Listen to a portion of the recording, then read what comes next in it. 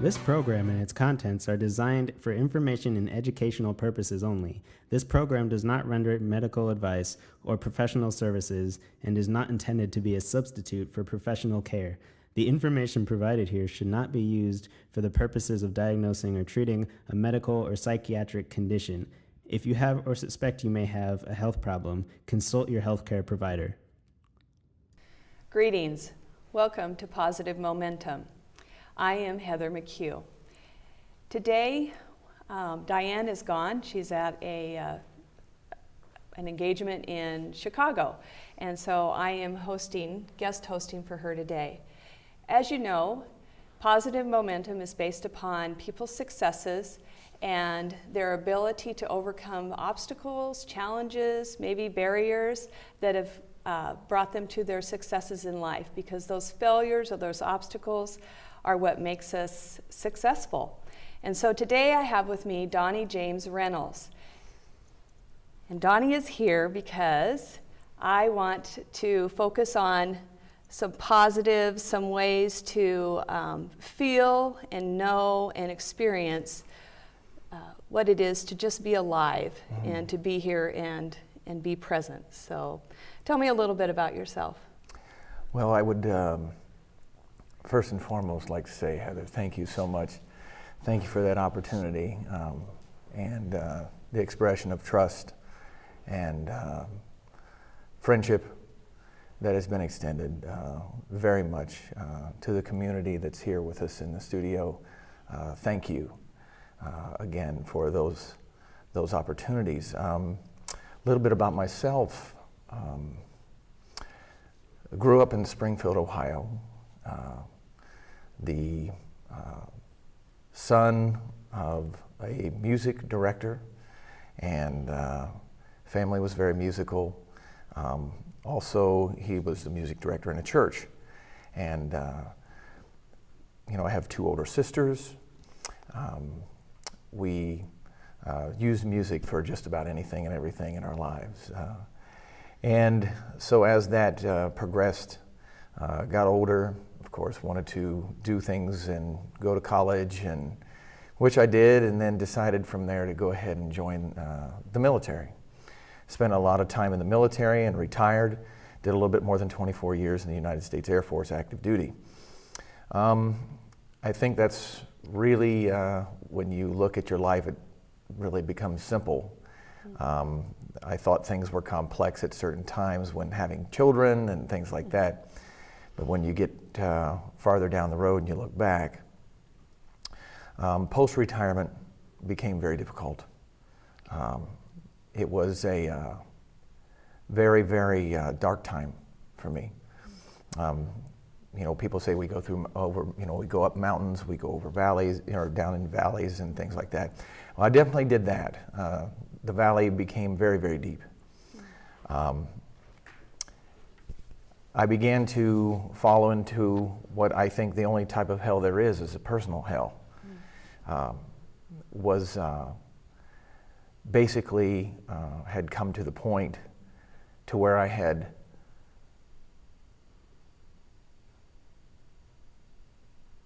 come to an end. There was no vision of light. There was no hope. Light at the end of the tunnel was an often used expression. Had great friends, but there was no way to escape.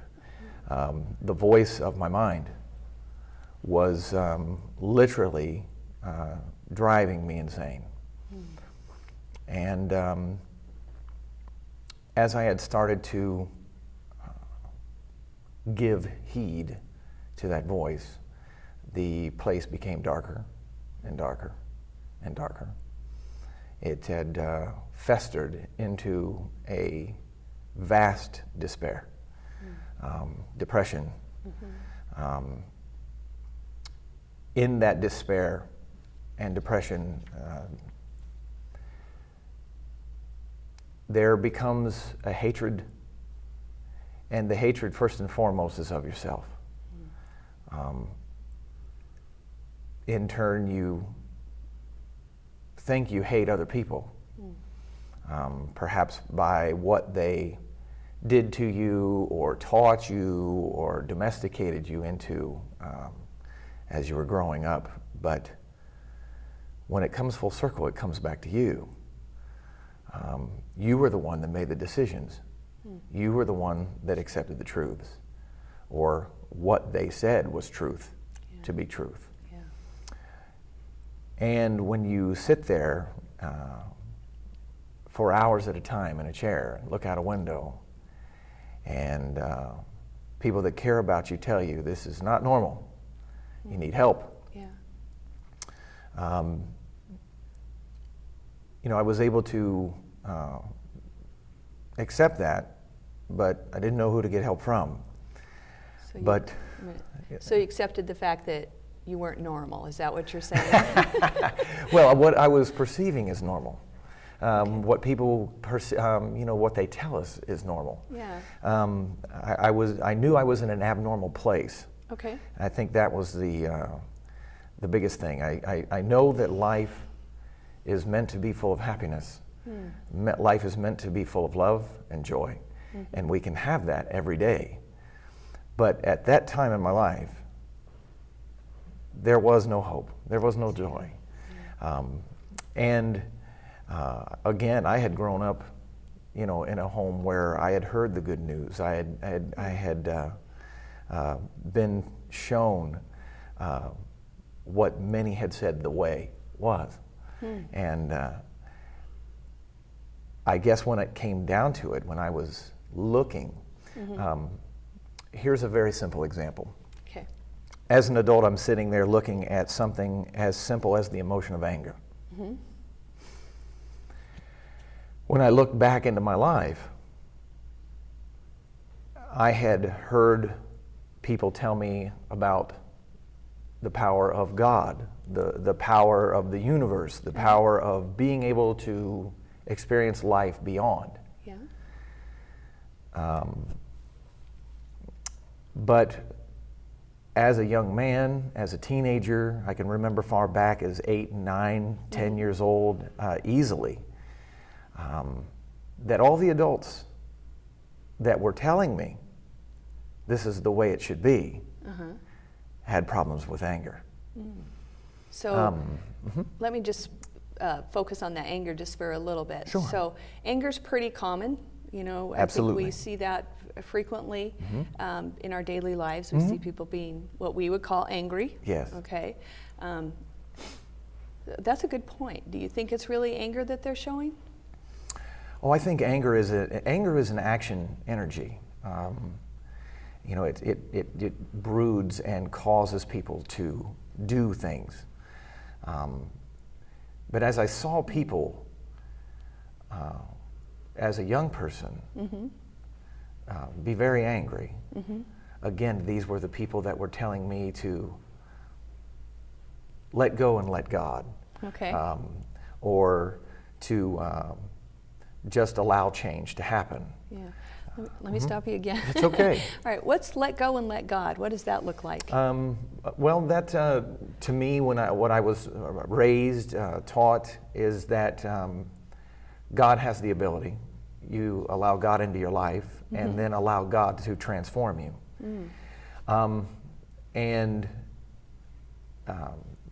I have no problem with that at all. But Okay. I later found out we have some responsibility in that okay. process. Okay. But there's a young man sitting in a chair watching people lose their temper over and over again. And as a young person, this sowed a seed. It watered a seed in me of despair. Again, this is only one example. Okay. But if everyone that's telling you what to do and teaching you and saying, hey, basically, this is what you're supposed to do, but we have the problems that we're telling you to get over. Yeah. As a young person, you're looking at the scope of life going, well, if no one can teach me, or no one that's telling me what to do has mastered these things, then where can I go? Or do I just need to accept that this is a fate of life? No one really controls their temper, and anger is dominant. You know, it was kind of the giant. Yeah. You know, no one was able to control their temper. No one was able to control the anger. So as I came forward, this was a very simple thing to look back on. When we use our anger, many times we use masks in our lives. We put on a mask when we go to work. We put on a mask when we go home. Yeah. We put on a mask with our children. We put on a mask in our social groups. If we play a sport or we belong to a certain type of club, we'll put on a mask to be in front of those people. But that is because we have accepted a lot of things that were taught to us and made agreements and given those things place and power in our life. Let me ask you another question. Do Sure. you think those masks cause some of that anger? Oh, absolutely. Yeah. Yeah, I think that's a good way to lead into it.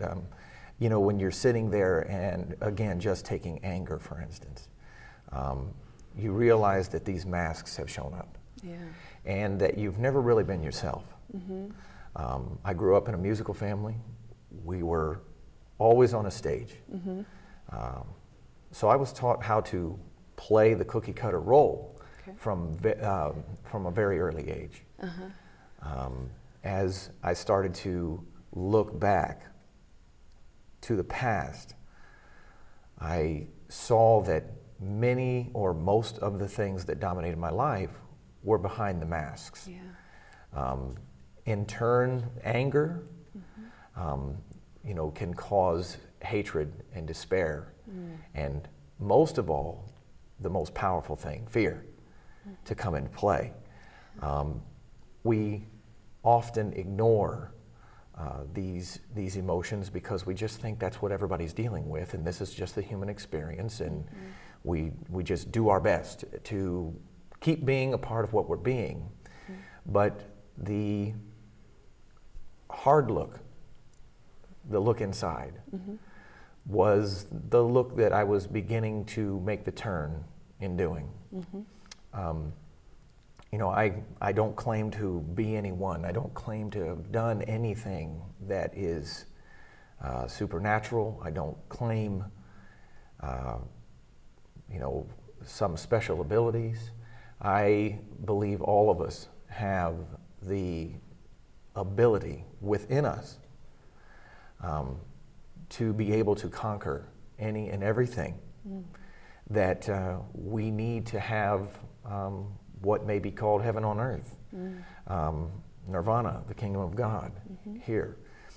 And as I began to take that hard look, the hard look led to fear and despair and anger, and as these things were there, hatred was dominant. You know, it was a part of.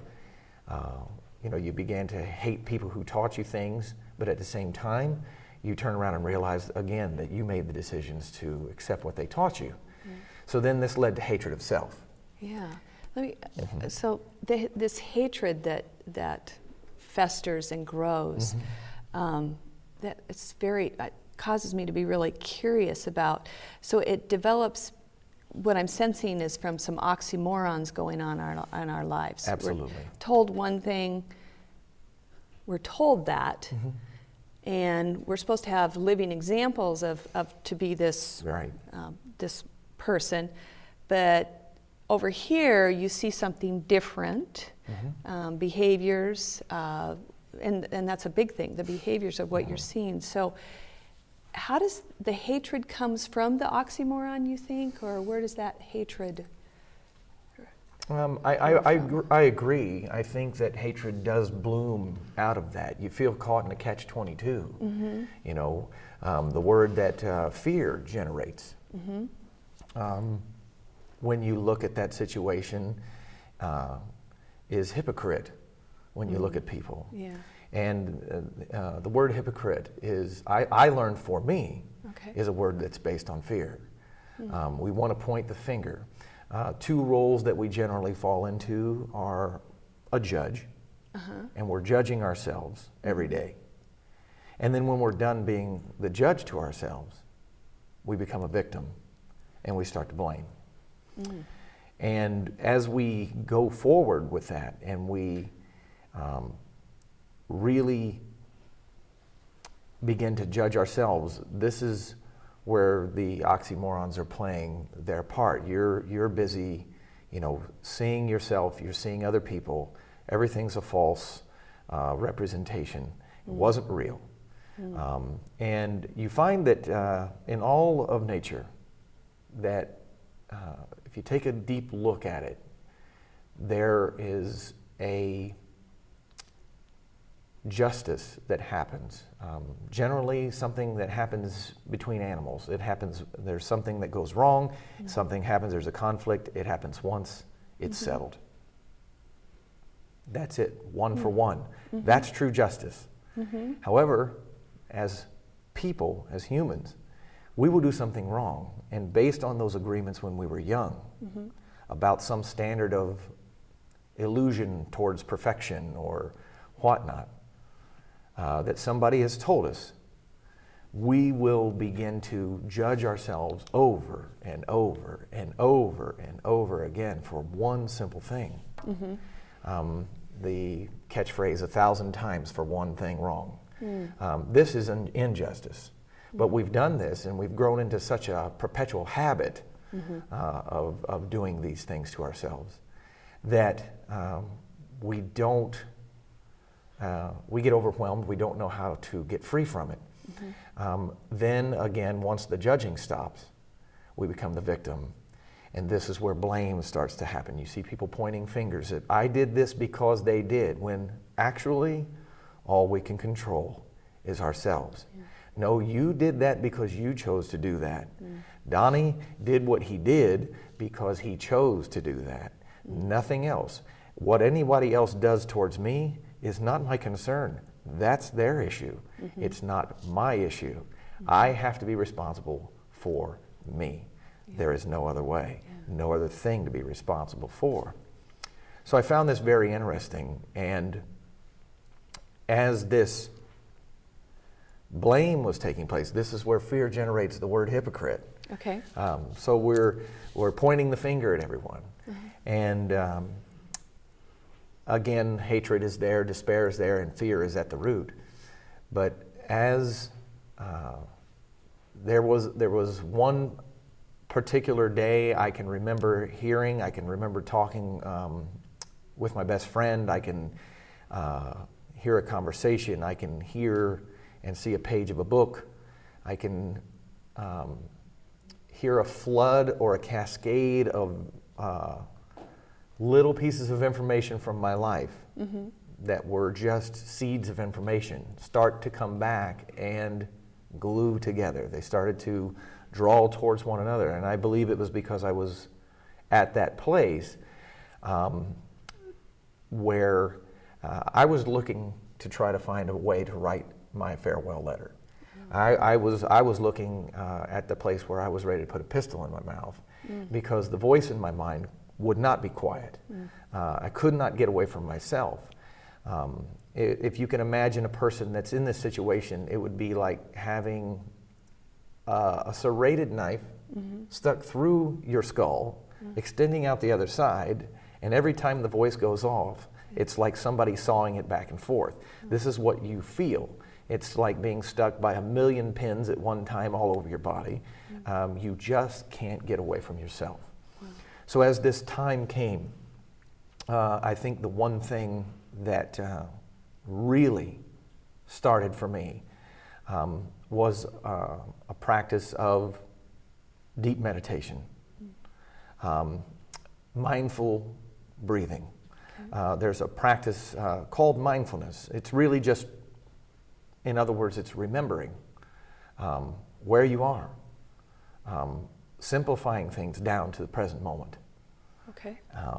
Becoming one with yourself and learning that right now is all you have. I think one of the most beautiful things about the present moment is that when you start to breathe and remember, breathing in, I know I'm breathing in, and breathing out, I know I am breathing out. when we start to practice a process with concentration, for me, it was the first time in my life that the voice of my mind got quiet. Okay. The very first time. So what did you do? Mm-hmm. Can you show us now what you did in order to quiet your mind? What was that? Breathing, what does that look like? Sure. Mindful breathing, remembering breathing. It comes down to the premise of the breath. There is nothing more vital to our existence than the breath. Okay. We have to breathe to live. Mm-hmm. If you stop breathing, you're not going to exist. Okay. The airway, they talk about it from medical aspects in emergency situations. Yeah. Open the airway. It doesn't do any good to conduct CPR if we don't have an open airway. Air, the breath, is most vital.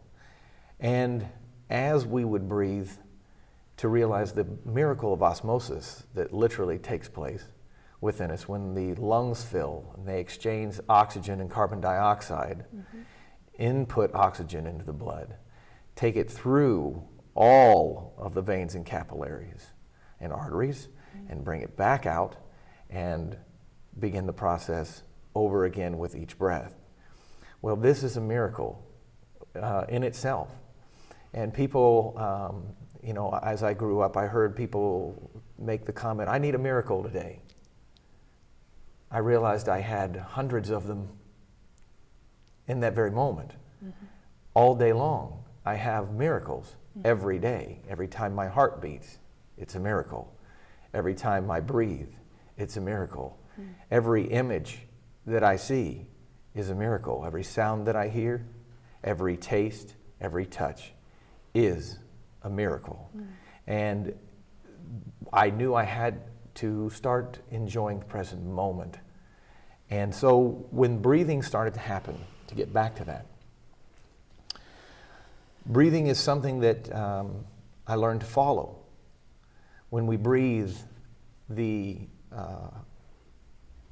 breath comes in, but we follow it past our tongue and our teeth. We follow it down our esophagus and into our lungs, our diaphragm working. And then we can follow it back out. Mindful breathing. So breathing in, I know I am breathing in. And breathing out, I know I am breathing out. And there is a big difference in being aware of your breath and thinking about the bank or where I need to be or what I need to get at the grocery store and taking the breath for granted. And I began to realize that this process and this practice can take place in every moment of the day. To know life in every breath. To know yourself in every breath. To be aware of yourself. There's a process even with breathing. Some people call it belly breathing. And for me, belly breathing, I would say, saved my life. The illustration of a tree, if we have some here, but if these were out in a storm outside, and one of these great Nebraska storms that comes around, if we were to look at the top of these in the wind, we would see utter chaos, swaying back and forth frantically, not very stable, a lot of lack of control. Some branches may even break in the storm. And as we begin to understand that this is out of control, this in parallel represents how the storm of life can cause our mind to just be frantic. Yeah. It's out of control. We can't get it quiet. The voice of the mind is driving us crazy, is telling us to worry about any and everything that we can. And So as this same images of the tree in the storm, we would then pan down and look to the trunk of the tree. Yeah. And the image there is?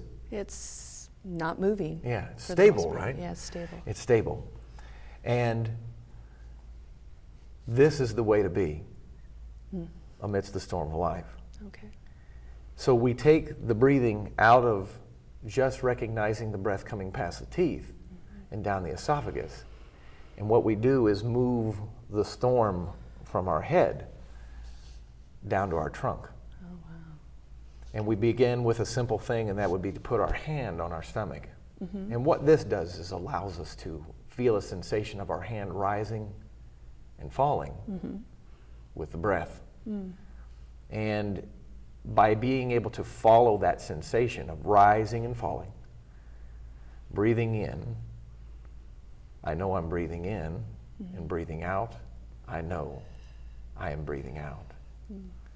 And as we begin to breathe in and out, the process becomes, we can count. And sometimes it's 2, 4, 6 seconds for an in-breath. And then the same for the out-breath. Okay. And we find that the rising, following our hand, rising and falling, and the counting, and the saying of the words of breathing in, I know I'm breathing in, and breathing out, I know I'm breathing out. Okay. Those three things become one. And this is concentration. And when we concentrate, relief starts to come to the mind. Okay. What we need to do now Sure. is, believe it or not, our time is up. Sure. And so with that, I really appreciate your words of wisdom and just the calm nature that you present with and everything. And wow, I just feel so much more relaxed than when we started. So thank you so much. I appreciate your time. Thank you very much. I appreciate your time. Thank you very much. Thank you for watching Positive Momentum. We always welcome your comments, suggestions, and you can email us